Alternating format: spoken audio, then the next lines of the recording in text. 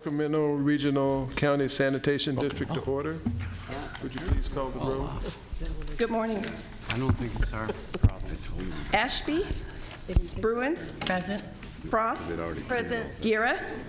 Harris? Here. Hume? Kennedy? Here. Lee? Here. Morin? Natoli? Orozco? Here. Peters? Here. Cerna? McGarvey? Here. Villegas? Here. Warren? And Chair Carr. Here. You have a quorum. Thank you. Mr. Mayor Lee, would you please lead us in the pledge to the flag? Absolutely, Mr. Chair. Folks, please stand, address the flag, hands over heart, and pledge. I pledge allegiance to the flag of the United States of America and to the republic for which it stands, one nation, under God, indivisible, with liberty and justice for all. There we go. Well done, Mr. Mayor. We usually don't get all those instructions. Had a lot of practice, Mr. Chair. These things take forever to form. This meeting of the Sacramento Regional County Sanitation and Sacramento Area Sewer District is being broadcast live on Metro Cable 14, the local government affairs channel on the Comcast Consolidated Communications, and the AT&T U-verse cable systems. This meeting is closed caption for our hearing impaired viewers and webcast at www.sacmetrocable.tv. Today's meeting will replay on Sunday, February 26th at 6 p.m. on Channel 14. In accordance with Government Code 54952.3, compensation for the meeting of these legislative bodies is required to be verbally disclosed. The amount of $100 will be paid for each member participating today as a member of the Sacramento Regional County Sanitation District, and the amount of $100 will be paid for each board member participating today as a member of the Sacramento Area Sewer District. Compensation for Sacramento County supervisors and the City of Sacramento council members is paid to the county and city respectively to partially offset the cost of those governments.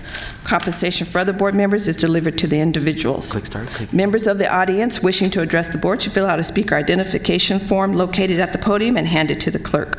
Please speak into the microphone addressing the board and state your name for the record. At this time, please silence all cell phones and electronic devices. Thank you. Would you call the first item? Yes, acting as your Sacramento County Regional Sanitation District, you have your district consent matters, items 1 through 4. Ms. Frost? Yes, Chair Carr, I need to pull item number 3 for the purpose of recusing myself. So you're not pulling it, you're recusing Or from I'm item 3? recusing. Can I just vote on all and recuse myself from number 3? Okay, so noted. Supervisor Frost recuses herself on item number 3. Any other? Move consent. Second. Chair Carr, I'd like to pull item number 1, please. Pull it? Or, okay. It's been requested that we have a discussion on item number 1 and item number 3. We have a recusal. So the consent calendar, the motion and second on the consent calendar is item 2, 3, and 4. All in favor, please say aye. Aye. Those opposed, no. Abstentions? Motion passes. Let's go to item number 1. It's the award of contract for South River Pump Station Flood Project.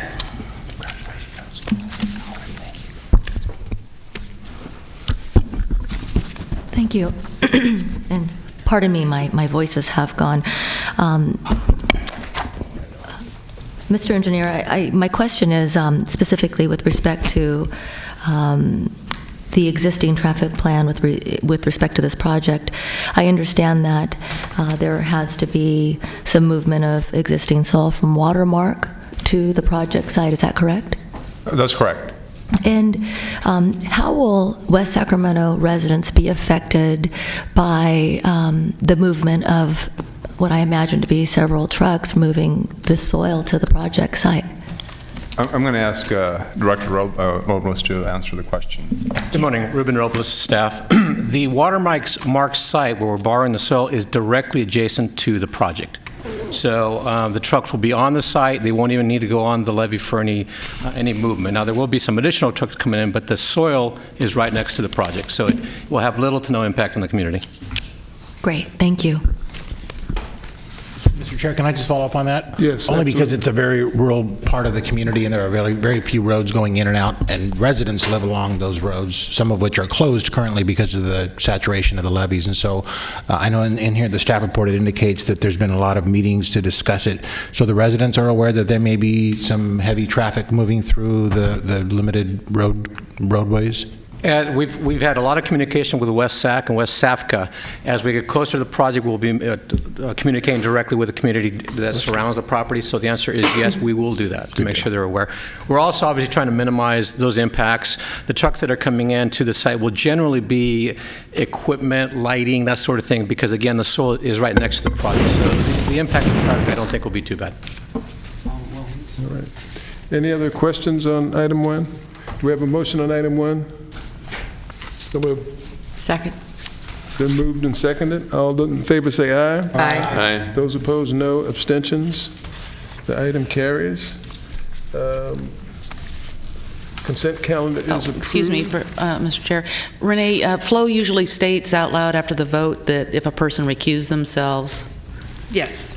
So Supervisor Frost recused herself, so the remainder of the consent calendar was approved with Supervisor Frost recusing herself from item number 3. Thank you. I have no cards for public comment. Is there anyone here to speak on an item on the agenda or not on the agenda? Would you please move to the next item? We're going to take your item number 8, which is still acting as a Sacramento Regional County Sanitation District and the Sacramento Area Sewer District. We have the recognition of Karen Styakoski on the occasion of her retirement. I forgot to inform the board, we were requested to move item 8 up so we could recognize Karen. So without objection from the board, we will move to item 8. Thank you, Chair. I just will say a few words, and then we'll have Karen come up here to receive her recognition. I just wanted to recap some of the illustrious, almost 30-year career she had with the county, and the last almost 6 of which with the sanitation districts. She started as an accountant, as the resolution indicated, that's in front of you, in the Systems and Data Processing Department. And if any of us want to look at the department, that doesn't exist anymore. It is now what's called the DTEC, which Department of Technology within the county, and which is where she started. And she'd moved on to a number of departments, including transportation, has done a lot of work, especially in the auditing side of things, and trying to make sure that the payments are made correctly, and if they were made incorrectly, try to get the money back. So she's helped the county with regard to saving the money. When we got Karen almost 6 years ago for the sanitation district, this position did not exist. It just was started at the time to consolidate the administrative services between Regional San and SASD into one unit. So she had a difficult task ahead of her, and she has worked hard to bring a lot of services that were being provided under 2 different departments and separately, trying to bring consistency, for example, IT, the purchasing, and clerical administrative functions. Some of them have gone very well, and some are challenging, as you could imagine, when you're trying to combine things. And she has worked hard all along, with one focus, trying to save money for the districts. And so she's going on a very high note with the districts, and I really would like to have my deepest appreciation for her service to the county as well as to the districts. She is going to be, one thing that's not in the resolution, but you will know this morning, that is, she's an avid walker. She's actually very well placed nationally. I think in her age group, she's either number 1 or number 2 in the nation, perhaps well placed even in the world. So as tall as I am, I won't compete with her in walking. Usually my wife says, why is it that you walk so fast? But I can't hold a candle for her. So with that, I'd like Karen to come up and receive, Chair, if you wouldn't mind coming down and giving the award to her. Sure. And we have a picture. And also here to celebrate, her husband, Stephen, is here. And also Sean, who also works for the county, just started, I think, a couple of years ago. He's here on the occasion. Appreciate her service again. And Karen, after you receive it, you want to say a few words? All right. All right.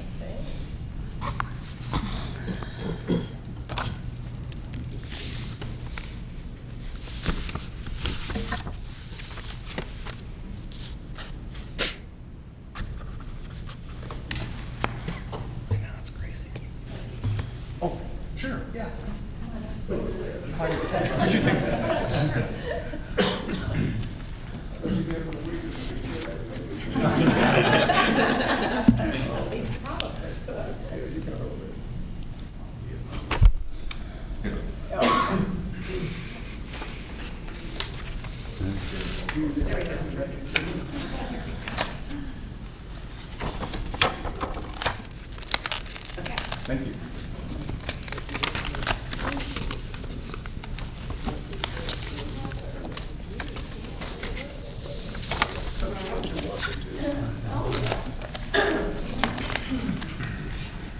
So anyways, I've been very appreciative of the opportunities here in Sacramento County. Who would have thought when I started in 1987 working for DTEC as a senior accountant, I would have ended up here. So it's been a phenomenal career. And of course, a lot of the credit really goes to my amazing bosses that I've had through the years that have empowered me, mentored, trained, and of course my staffing, because you cannot have success without your staff fully supporting the visions, the goals, and of course your bosses and your peers. So I've thoroughly enjoyed county experience, and it was really interesting when you start and you move on to another department, and I thought things would be the same. Oh no, each department totally different with its own opportunities, its own challenges, and those sorts of things. So it's been great, and of course it'll be time to turn the reins over to somebody else that can step in and pick up the internal services department. And just to kind of give you a feel, over the past 6 years with my team and the support of Prabhakar and Standing prior to that, we've actually worked hard for cost savings, looking at streamlining processes and things. And we estimate, along with salary savings included in that, we've probably saved about $21 million. So we've done phenomenal work here, and I will watch from afar and see what happens. So anyways, of what I hear, there is life after retirement. So one of the first things I'm going to do is get some sleep. So that's going to be good. And then the other thing, when I finally decided to retire not that long ago, Sean, he actually said to his dad, "Dad, you have only a couple of months till Mom comes home, so you better rest up now, because the moment she gets home, you're not going to be resting." So he may be a little hesitant about this retirement. But the last thing I'll share with you is I started race walking like right around the age of 25. And when I jumped into the sport, turned out after 5 months in the sport, I was actually ranked 12th in the United States as a top female race walker. At one point in time, I was actually ranked 5th in the nation. I've continued doing this. I've been in 2 Olympic trials. There's only been about 20 of us in the nation that could meet the qualifying time, so we were always in the finals. Never made it into the Olympic trials because girls are walking pretty fast.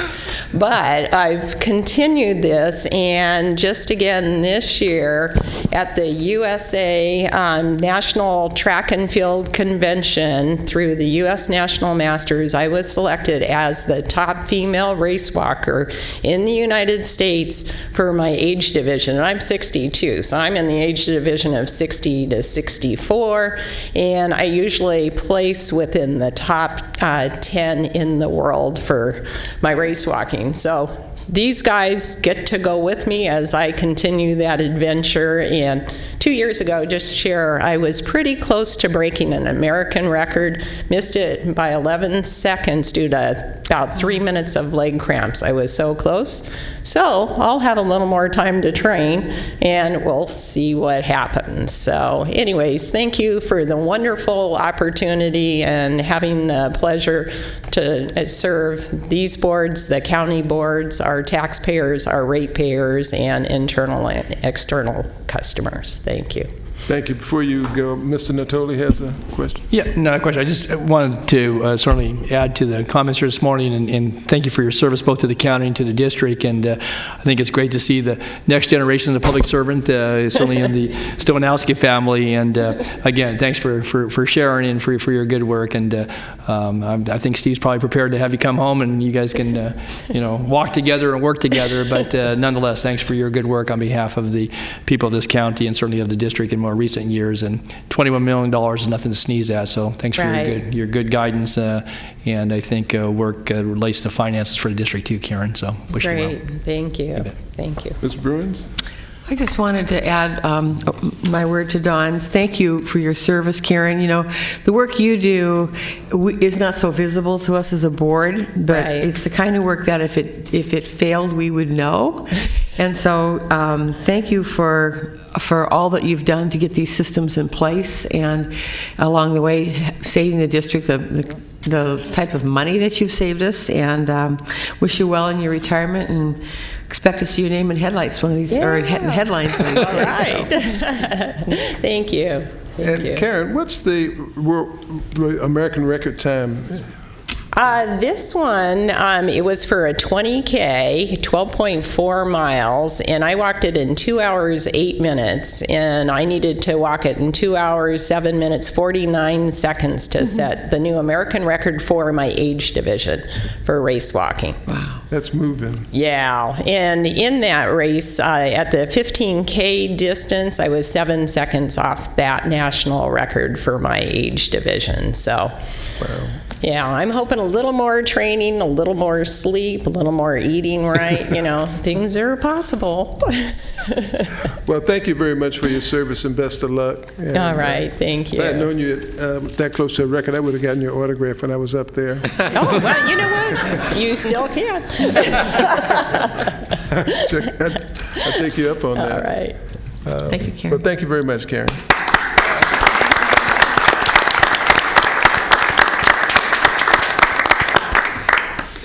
You want to go ahead?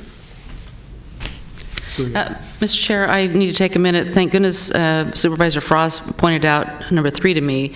I need to recuse on number 3 also, so I would make a motion to reconsider item 3 and then revote on it. Second. Thank you.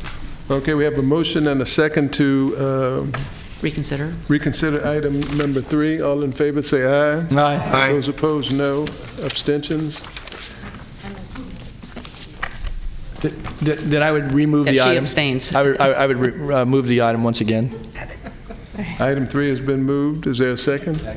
And seconded. All in favor say aye. Aye. Those opposed, no. Abstentions? Aye. 2 abstentions. Okay, let the Directors record Peters and Frost. Item carries. The record? Right, yes. Let the record reflect. Out loud. Let the record reflect that supervisors or directors Frost and Peters have recused themselves from item number 3. Thank you. And I just noticed when I went through this item, Prabhakar, it doesn't have that sheet that you usually put in it that the companies fill out for political contributions. So this is a bid award. So typically, I don't recall ever having those sheets given for these types of board items. Typically, where we would include is for the contracts, the consultant contracts and things like that. But I will start adding those to the. As county council. Go ahead. That's not my mic's on. You should be.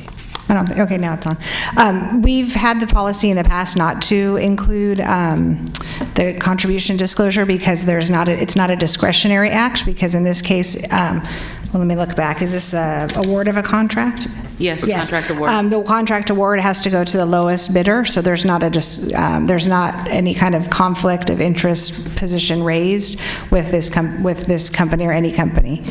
That doesn't mean that you can't recuse yourself if you feel that you need to, but the reason why we haven't done the contribution disclosure in the past is because of the requirement to follow state statute in awarding the contract. I think that's a fine nuance, and most of us would want to be able to make that notation.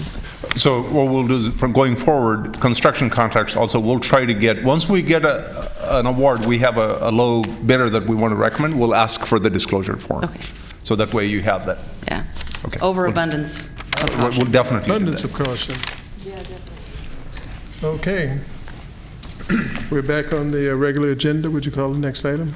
Your item number 5 was public comment. No public comment. So then, acting as your Sacramento County Regional Sanitation District, your item number 6 is approve the First Amendment to the agreement for the preparation of a conservation easement and establishment of a permanent endowment for Swainson's hawk foraging habitat on the Sacramento Regional Wastewater Treatment Plant bufferlands. This item was continued over from the last board meeting where Director Natoli had some questions whether the new easement is getting too close to the property where we're going to be developing for public purposes. Director Natoli and I had discussions with Brian Young, the Bufferlands manager. What we're going to do is, there are a couple things that we're going to do. Number one, this new easement we're asking for, or we're going to be doing, is for the purpose of the solar project that is going to be coming onto on the plant property. So that project, as it stands, may not need the entire 21 acres that we thought we would need. We're in the early design phase of it. So some acreage may be reduced from that need. And also, we will look at on the needs on the west side and perhaps move some of the acreage to the east side of the road. So we have the flexibility to do what's necessary to be able to preserve enough land around the Nicholas Ranch property. So unless the rest of the board, Director Natoli was satisfied with the discussion, unless if the rest of the board has questions, we won't need Brian Young to come up and make the presentation. So if anybody wants a presentation, we can. Director Natoli? Yeah, thank you, Mr. Chair. I don't believe a presentation is necessary unless there are other members who want to have more detail. I would just say that the concern I had raised, I appreciate Prabhakar and Brian. We talked over the phone with Brian on last Friday. I was just concerned that, and again, in concert with the next item we're going to see, again, we're going to begin to do some programming with the Oak Grove Unified School District, working with other community groups, that, again, looking towards the future, that if we were to subscribe an easement to the property, it was kind of, again, generally outlined in the map last time, that we might be constraining, not necessarily for what we envision currently, but maybe for the future, and that we ought to maybe allow for a little more area to the west, as Prabhakar pointed out. I think there's flexibility, as Prabhakar said, and I'm satisfied with what they're coming forward with, and they'll have more definition behind it as they refine both the mitigation requirements as also looking at the programming and land uses around the Nicholas Ranch Historic Farm. So I'm prepared to move the item unless there's any other questions. Is that a motion? Yes, sir. Second. Item 6 has been moved and seconded. Any other directors with questions, comments? All in favor, please say aye. Aye. Those opposed, no. Abstentions? The item passes unanimously. Your next item is approve the funding agreement for a Sacramento Regional County Sanitation District Education Program Coordinator position provided to Elk Grove Unified School District. Christoph was going to make presentation, but I think he'll make some opening remarks before Bernie Creelman will come in and make the presentation. Sure. Just really realized that Bernie's been the one that's been working on this project from the beginning, and it made a lot of sense for her to do the presentation. This is very exciting. It is part of our strategic plan effort to both in terms of getting kids interested in water, wastewater, basically our entire field, as well as getting young adults and high school age kids interested in careers in our organization. So there's a lot of interesting ties. It also goes back to the historical properties that we have on the site and the ability to get some field trips out there. So there's a lot of exciting opportunities, and Bernie will share those with you.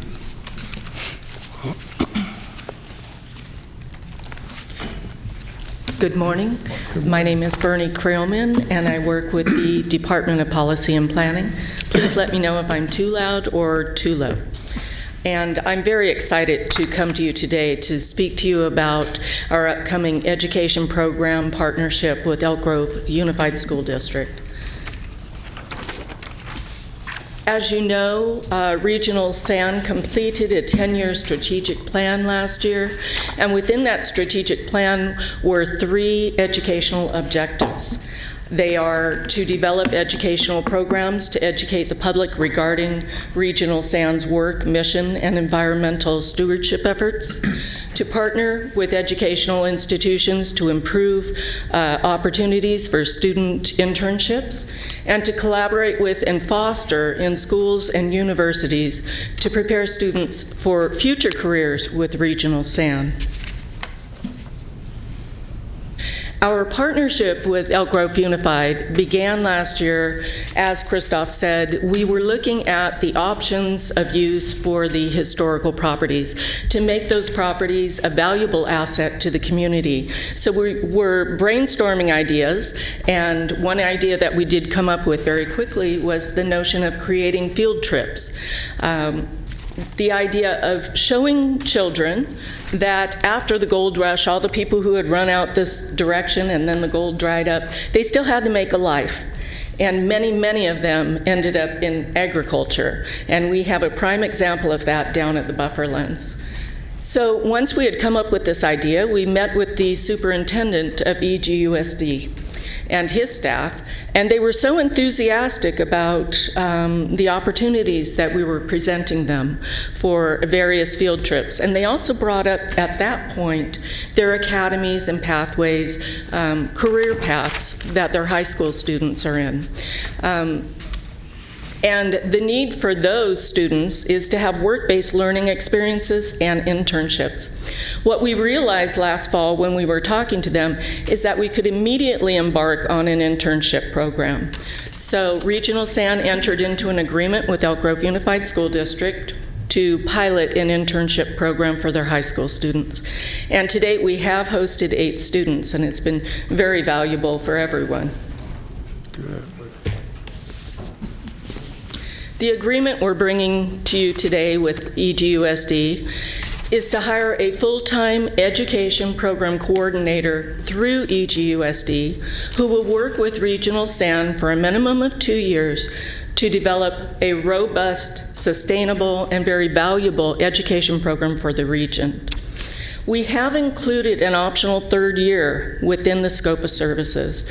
During the 2nd year, we will look at how far we've come with the key components, and we, at that point, will decide whether or not we need this extra year. The extra year would primarily allow the opportunity to take the piloted program from Elk Grove Unified and spread that with throughout Regional SAN's service area to the various school districts. And really that's going to take some effort to promote. The optional 3rd year would also allow us time to really build a long-term sustainability plan for the education program. But we'll look at that during the 2nd year and then come back to you for an amendment if necessary. During the time when we've been looking at this education program, we visited other websites with sanitation districts throughout the state and been very impressed with what other SAN districts are doing. They all pretty much are offering field trips, various field trips to younger children all the way up to the high school students. They've partnered with education groups and other agencies to create curricula K through 12. They've worked with local universities and such to create additional educational opportunities. They've done some amazing things. So there is a lot out there that we can actually look at and review and bring into our own program, so we won't have to totally revision the wheel as such. If you'll notice here with the Los Angeles County SAN District, they're also providing funding for transportation. And when we met with teachers and brainstormed the various opportunities, they made us very aware that they often do not have funding for field trip transportation. So that is an item we will include. Our proposed education program components are fourfold. The first, we will work, or the coordinator will work directly with teachers to create field trips that are standard-based curricula that meet their needs for up to 4 different grades. The second prong of this is to develop those work-based learning and further internship opportunities for the academies and pathways students. Coming off of that, we've talked about creating a joint utilities career pathway in partnership with the local education institutions and other regional utility agencies, because what we have found, as Christoph mentioned, is that often students do not know that we exist. And they have no notion that there could be a wonderful career with us. And when you look at all of the options for careers within just regional SAN, it's amazing. Whether you want a degree or not, whether you end up with 2 years or no further education, there is a place for you at the district. And we want to be able to communicate that with students, have them aware of this. Our fourth prong here is to develop a high school outreach program in which we would go to all the high schools within Regional SAN's service area at least once every 4 years and try and reach all students and let them know who we are, what we do, the incredible mission that we fulfill, and the wonderful career opportunities that we're offering them. We really believe that this will help the entire region and create wonderful future employees.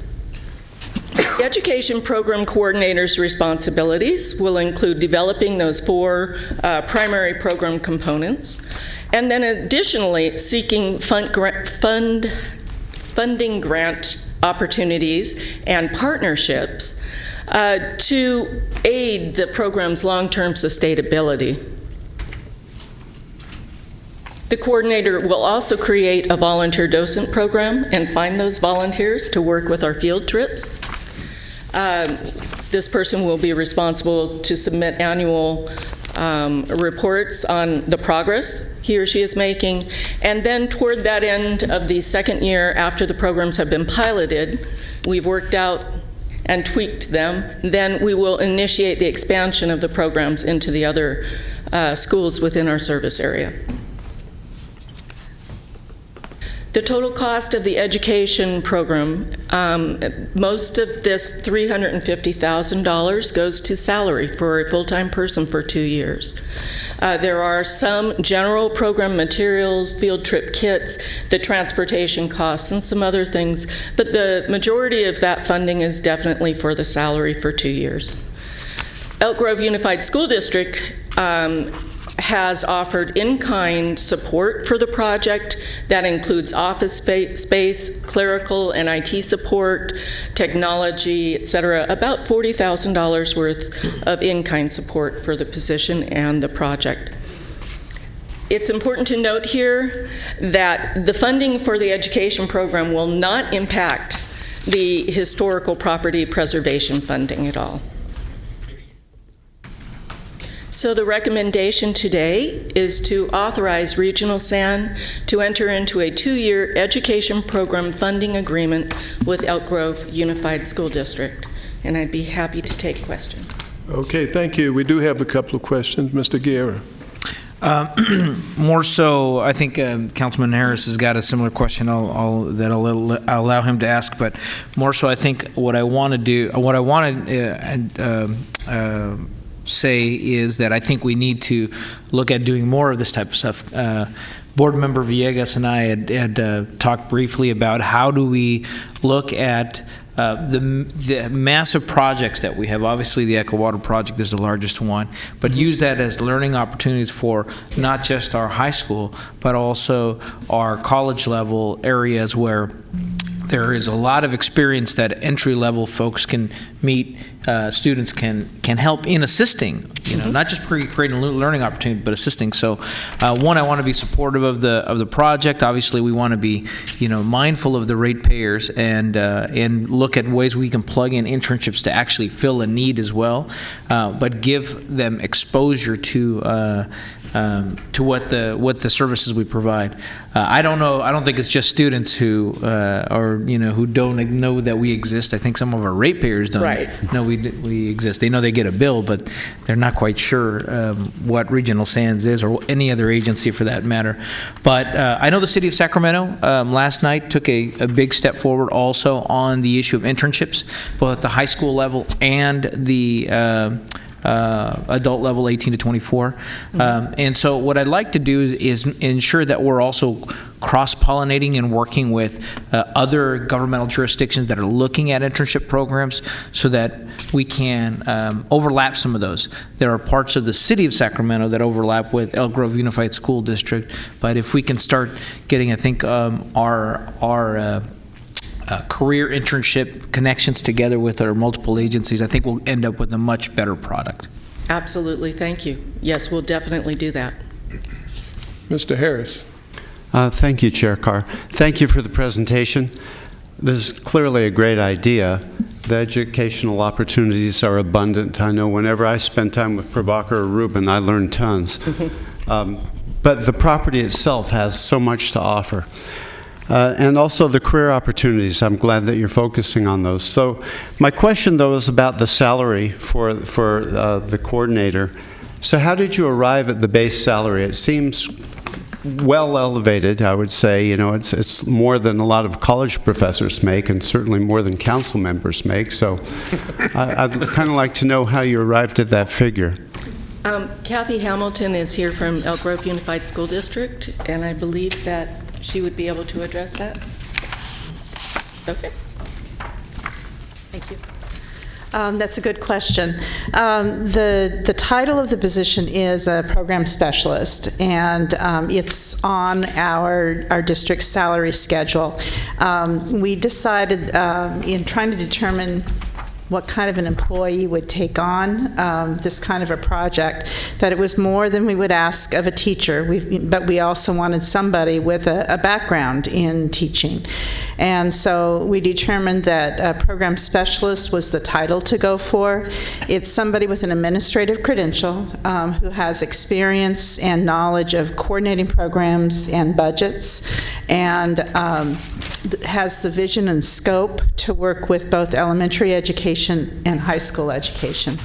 The 300, well, it'll be about $150,000 a year, includes salary and health and welfare benefits. So it's not just $150,000 in wages. A program specialist on our salary schedule probably earns, depending on where they're placed with years of experience, between $100,000 and $110,000, and then health and welfare benefits and retirement benefits would comprise the rest. It's an estimate on the high side because that's the way our budget department always works. We never know where a candidate will fall on the schedule, so it's certainly possible that the individual we hire could come in lower. When you determine that, I mean, do you not offer a base salary when you advertise the position, or it sounds like it's flexible depending upon their experience level and their credentialing? If a person were hired who has had experience in our district as a program specialist, they might place higher on the salary schedule than a new hire. But you think the base salary at the high end would be about 110? Salary, but not including health and welfare and retirement. Understood. Okay, thank you for answering the question. All right. Mr. Chair, on that same line of questioning before she leaves, so so then is our target for the program specialist, the area where you're going to target, is that going to be in the administrative ranks of other school districts? Is that also part of it? Are you asking whether a program specialist is a common position in other school districts? Yeah, and is that our and are we just opening it up to the ether to see who applies, or will we be looking specifically to look at bringing someone in from the administrative level at a school district? I'm not sure that I understand the question, but I'll try. Two questions. Okay. One question, are we just blanketly opening this issue? And the second, did we design the program specialist position and the salary so that we could recruit from the administrative ranks at schools? It will be a publicly posted position. It won't just be posted within Elk Grove Unified School District. It will be posted for anybody with a viable educational administrative credential. Program specialist is a position that has some crossover equivalency across districts. Not every district uses exactly the same titles, but they're similar. Does that answer your question? Yes. Okay. Mr. Lee. Ms. Hamilton, before you go, quick question. How does this look on a day-to-day basis in Elk Grove? How does it look? How would the program look? Once it's implemented, or while it's in the planning? Once it's implemented. Yeah. Once it's implemented, well, we have the first year is going to or the first 6 months is going to be quite a bit of planning and curriculum development. But once it's implemented, we are looking at a regularly occurring series of field trips for our elementary school level students, touching on a variety of instructional points in science and social science, history. At the same time, we will have high school students engaged in a variety of work-based learning activities. As Ms. Creelman said, we've already got students who are doing internships with Regional SAN at that site, as well as at the Gady facility out in Rancho Cordova. Students could be involved in job shadowing. They could be involved in actual internships involved with the restoration of historical properties, or learning about wastewater treatment. It's really just going to develop depending on the scale of interests and needs of our many academies, which I know you're aware of. It could be from an agricultural perspective, it could be energy and utilities, it could be engineering, building and construction trades. There's just a huge range of teaching and learning opportunities that we can develop. Excellent. Well, I'm glad you're here, and I just wanted to continue to commend you for the hard work that you do in Elk Grove Unified. Career Technical Education in Elk Grove would not be there without your help, and I am firm in support of the salary. I know that principals and teachers don't get paid enough, and thank you for all that you do. Yeah. Well, we want to thank Regional SAN as well, regardless of what your ultimate decision is on this proposal. You have already been a fantastic partner for some of our academies. Director Roscoe. Thank you, Chairman Carr. The City of West Sacramento recently entered a partnership with Waste Management to provide early childhood education in the realm of recycle, reuse, reduce, and education geared at children in preschool all the way to, say, 3rd grade. And we were very excited. As many of us know, many of the times these kids come from families where recycling and engaging in activities that preserve our community aren't necessarily prioritized by their parents, or they come from backgrounds that, that's just not something that's on the priority list. And yet these kids get an opportunity to understand the impacts of their actions and go back to their families as little ambassadors. Yes. And when you teach them young, it becomes more of a normalized activity.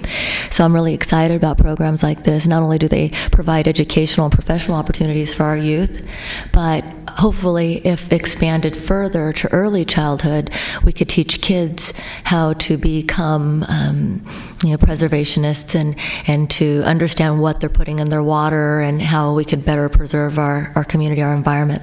I absolutely agree. I think the earlier we can get the message across, the more powerful the message becomes and more ingrained in that child's life as he or she grows up. And they spread that information back to their parents. And, it's nothing quite like having your children call you on a behavior and tell you not to do that. Right. So it's quite effective. Thank you. Thank you. Thank you. Well, Mr. Natoli, this has sure come a long way fast since you first floated this idea. Well, I think, again, thank your district staff and certainly this board for its support. I just want to certainly thank Bernie and Kathy for their work respectively. A couple of quick questions.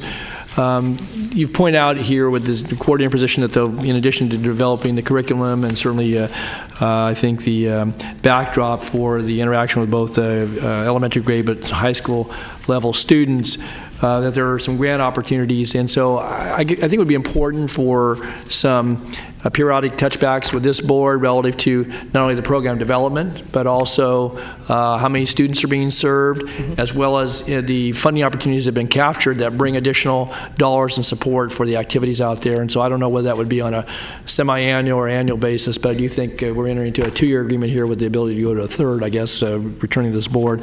But I would suggest that I think that to certainly Chairman Carr's point, I think keeping us all apprised and at some juncture, maybe invitation once we get the actual restoration of some of the property, and I think the introduction of some of the trails and so forth. And as I understand, that work's going to begin this spring as soon as it stops raining. Is that right? Yes. Yes. Jason Lofton, the engineer, gave us an update yesterday. Do you want to? We have the engineering work happening, and once we have general idea of what improvements need to be made, and let's to go this summer. Hopefully, we'll start the we'll see a construction. The hammers and nails. Okay. Well, we see it actually be we have to go out to bid on that. Of course, correct? Yeah. One other question, then, on the Sims Ranch property, we're focusing on the Nicholas Ranch with this kind of first phase, but that's talked about the buffer lands, obviously, with the regional sanitation plant. So how does Sims Ranch fit into this equation over the 2 to 3 year period? Will it, because you're going to develop a curriculum that's going to focus on different aspects of what goes on in the property out there. And in terms of, I mean, this is again subject to change. In terms of the prioritization, we're focusing more on the Nicholas Dairy side, especially given the limited funding that we have available. And I don't believe we can do both of them with the funding available. So, but there will be some preservation work that would happen at the Sims Ranch, so it won't be degrading any further. But once we have identified more funding, then we'll go at the Sims Ranch. I think, again, you answered the question. The preservation, I think, work is important so that we don't have any further degradation if it's all avoidable. So, okay, very good. Thanks, Mr. Chair. Was that a motion? I'm prepared to move it, yes. Yep. Mr. Natoli has moved the item. Is there a second? There's a second.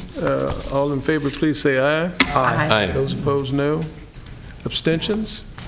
Motion carries.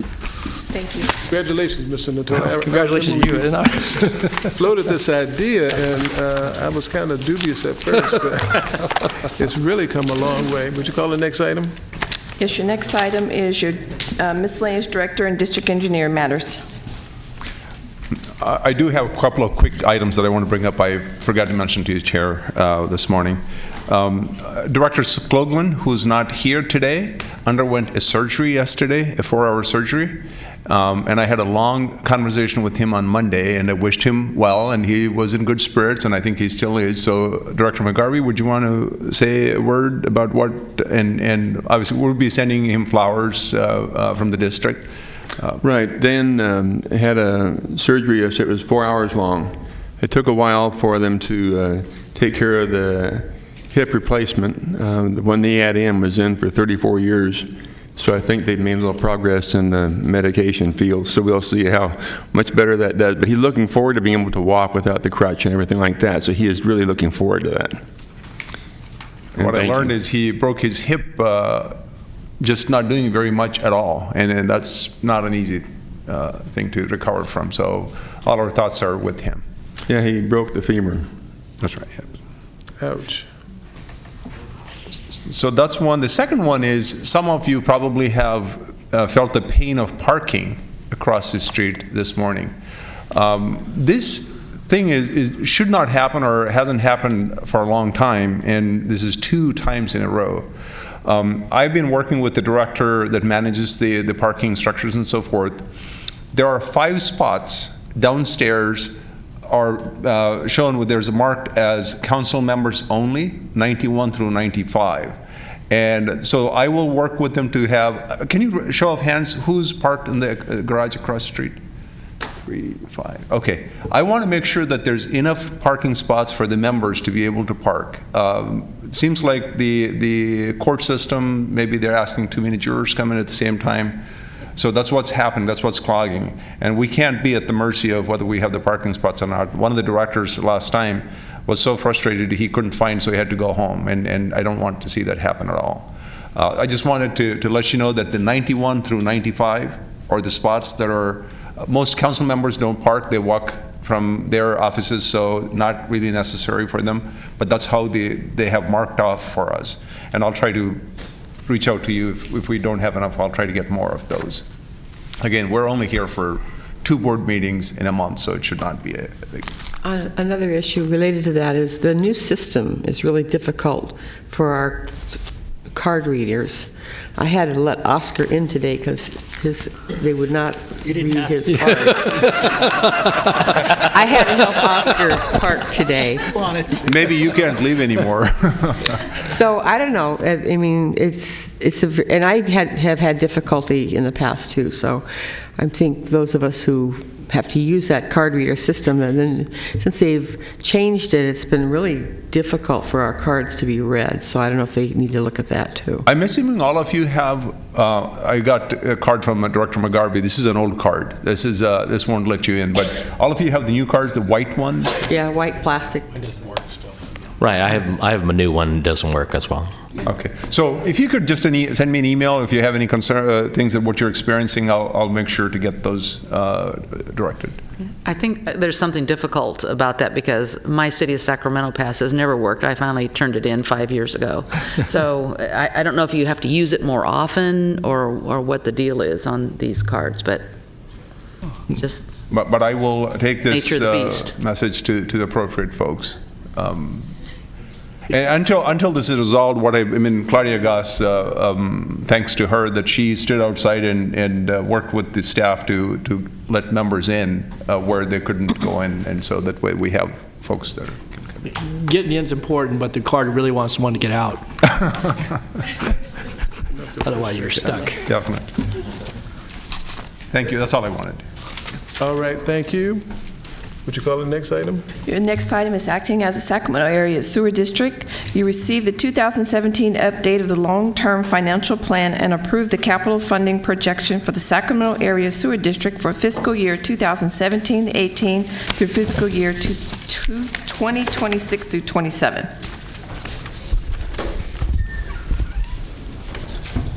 Thank you, board members. My name is Joe Mastretti. I'm the Chief Financial Officer for the districts.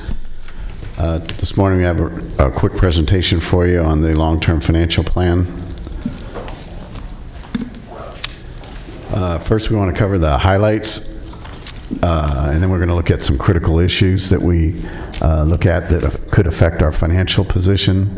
We're going to look at the forecast assumptions, and then the capital funding program, which is a big component of the plan. We also have a section where we look at the growth sensitivity and look at the impact of different levels of growth. Then we have our debt management plan and some action items. The objective of the plan is to provide a sustainable foundation for achieving and sustaining the mission and vision of the district. We want to maximize the long-term benefit to our payer base, and it also provides a basis for our budgets, debt management, reserve building, and our other financial processes and decisions that we go about every day. Some of the highlights, the SASD is in excellent financial condition, and now you don't have to take my word for it anymore. We have 2 rating agency upgrades recently that bring us to the AA+ level, which is only 1 notch from the highest level. So that's a very good outcome for us. And a big reason for that was in 2015 we paid off 1/3 of our debt, and so that was one of the items that they brought out in the rating reviews. This also allows us to keep our rates consistent for the next 3 or 4 years, and allows us to pay-go cash finance all our capital projects. The critical issues that we constantly monitor are regulatory requirements. This is the biggest impact on our cost structure. Legal challenges that are usually related to the regulatory requirements. Our approved service level adjustments, any changes to that could have an impact on our cost structure. The investment market, mainly would have a positive impact on the district because we don't plan on issuing any new debt. So if the interest rates rise, we'll actually earn more money on our cash balances. We also plan for natural disasters and other emergencies. The drought has had some impact on us. And of course, we monitor our aging infrastructure, and we have a robust asset management plan to address that.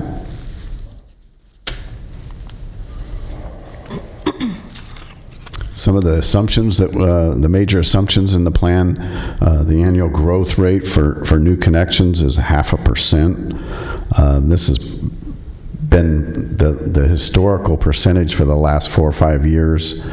Prior to that, it was a much higher rate, sometimes more than 2% per year, but we don't think we're prudent to make projections based on a high rate.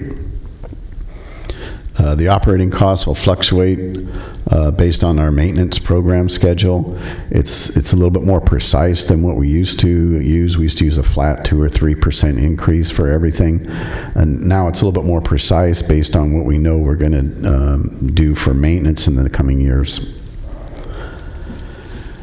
The debt service cost has declined by about $8 million per year since 2015. This is critical in keeping our rates low and funding our capital program without debt.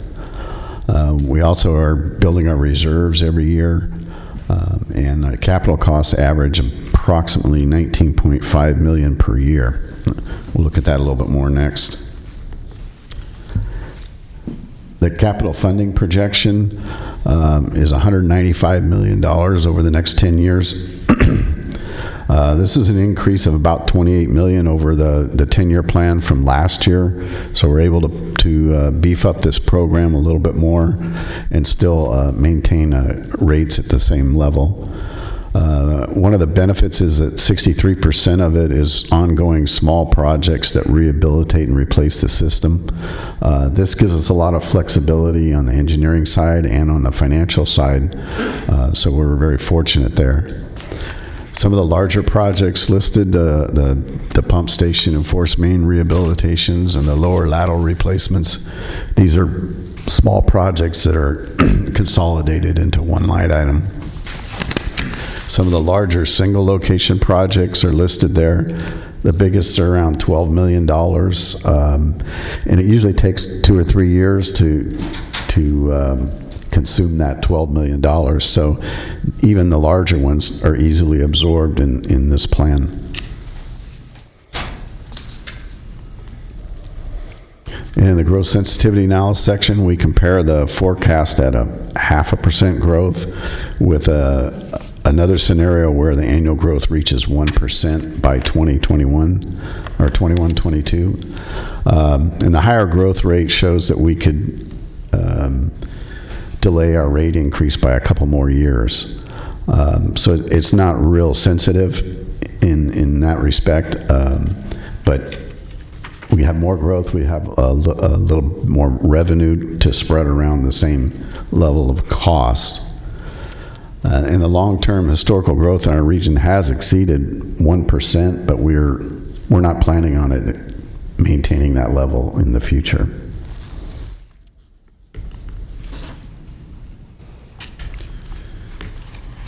And on the debt management plan, we have a very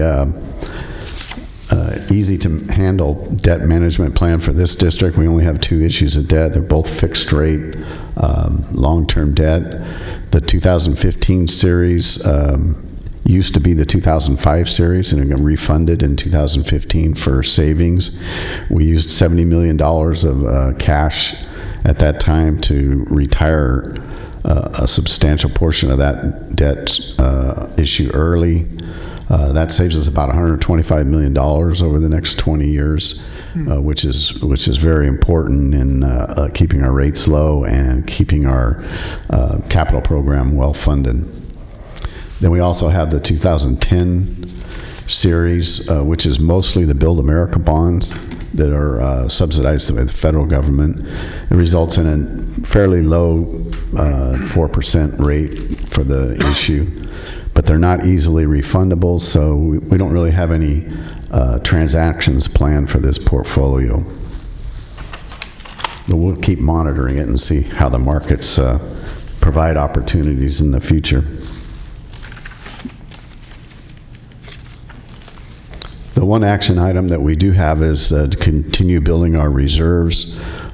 Building reserves is necessary to handle the cost spikes that might come up in the capital program, and also to cover emergencies or any other unforeseen expenditures that we might have. This is all included in the budget package that you will approve later this year. So our recommendation is to receive and file the plan and then approve the capital funding projection. Improving this is just sort of a general plan. The specific projects will be brought back to you individually at the time of construction. And we'll take any comments or questions that you might have. We do have some. We'll start with Director Peters. Thank you. I see that you indicated in your presentation that you didn't see any need for rate increases till 2022, and I think it was 2022, but I'm kind of interested in if there's any opportunity to lower rates going forward. Do you see, I guess I'd like to understand more about the amount of reserves that you are projecting and whether we really, one, don't need the rate increase projected for 2022, or we could lower rates. I mean, we've been pretty tough on ratepayers to this point with increasing rates, and it'd be nice to back off. Well, that's a choice for the boards to make. Well, I guess, I guess it has to do with what you consider a sufficient reserve and where we're going to be on that, and whether the board agrees with the reserve amount. Right, and if you look at table 3. What page is that? It's on page 15. Yeah. It shows the bottom part shows the reserves, and as you can see over time, they kind of dwindle a little bit because we're not raising rates. And we're also increasing our capital program because our capital needs continue to increase over time. So if you gave a rate rebate or something like that, you would accelerate this. And you would probably... I understand. I guess, more detail before we adopt this. What do the reserves need to be to maintain bond ratings and good interest rates on the bonds? Well, what we've put in the metrics in here is that we need to have a debt rate of 2. That means twice your... See on the previous. So is that typical of a jurisdiction like this? Right. Yeah. The debt coverage ratio for this type of agency, this size, is typically between 1.7 and 2. So we're trying to maintain it at that level. Also, the reserves are usually, they average somewhere around 300 days. Ours are right now around 450. So we're a little ahead of the average, but as we start drawing down our reserves, it will get closer to the average. And that's projected for 2027 on this? Is that what you're saying, where it's 40? Right. Well, at the time we start raising rates, that's when we would start pushing those metrics. So at 2021, I believe it is, or 2122, at that point, if we don't raise rates, we go below 2 on the debt coverage ratio. And then further out, we would go negative on our unreserved cash balance. So you're saying in 2021 or 22? Yeah, if you look on the previous table, table 2, you see at the bottom is the debt coverage ratios. And right now they're very healthy in the 3 range, but they start declining.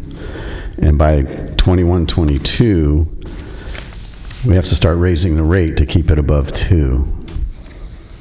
Now, let it go below 2 is not, catastrophic for this district unless it gets down, below 1.5 or something like that. Yeah. I So- think we've been lower in the past. You remember? Not in this district, but we have been lower in their other district. We are always lower than that. Regional San, at one point, around 2009, we had to pull the money out of reserves to be able to meet the debt coverage ratios. That's So- what it's for. That's right. So we're in a better shape since the board's decision since then. SASD was not in that type of dire situation as I think you may remember. It's more regional San issue. To add a little bit more to Joe's point is for us to continue to fund the capital projects. This is a list that we think we can foresee today. One of the things that is not included here with this heavy rains that we had within the last month or so, it had brought some vulnerabilities to our system that we need to take a closer look later this spring, and perhaps there may be additional capital projects that would come about. This is more reflection, not a complete reflection of what may come within the next 6 months or so. So my recommendation is maybe leave it this year the way it is, and next year we'll take a closer look in terms of the way, your questions you're asking for us to look at more reserves, are they appropriate? Should we look at maybe rebating some other things and so forth? Okay, I appreciate that we need to have the reserves and the reason for it, but I also don't want to be so conservative with them that we're charging our customers when we don't need to. That's... Definitely. Certainly we would take that note. You done? Mr. Hume.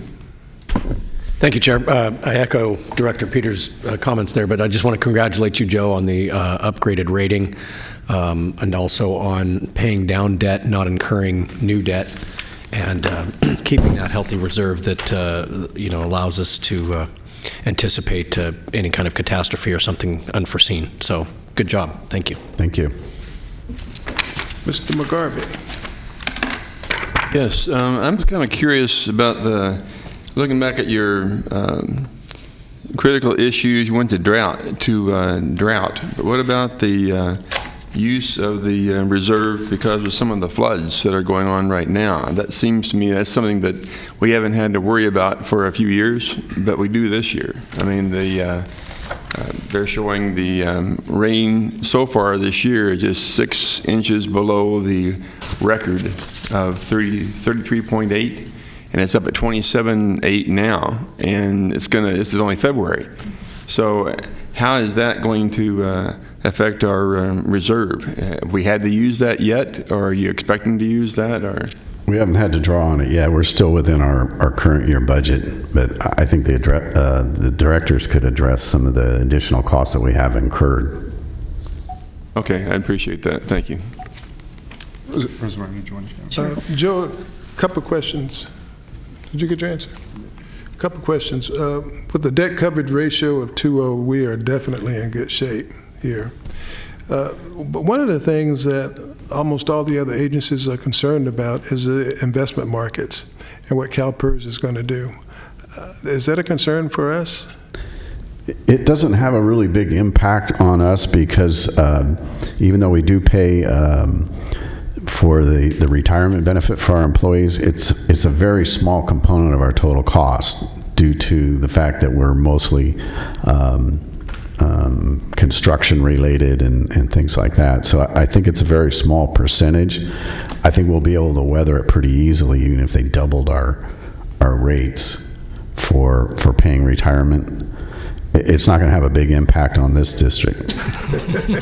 They probably will double our rates eventually, but it'll be a much bigger stress on the general fund departments than it is on ours, just because the components of employee services is much smaller for us.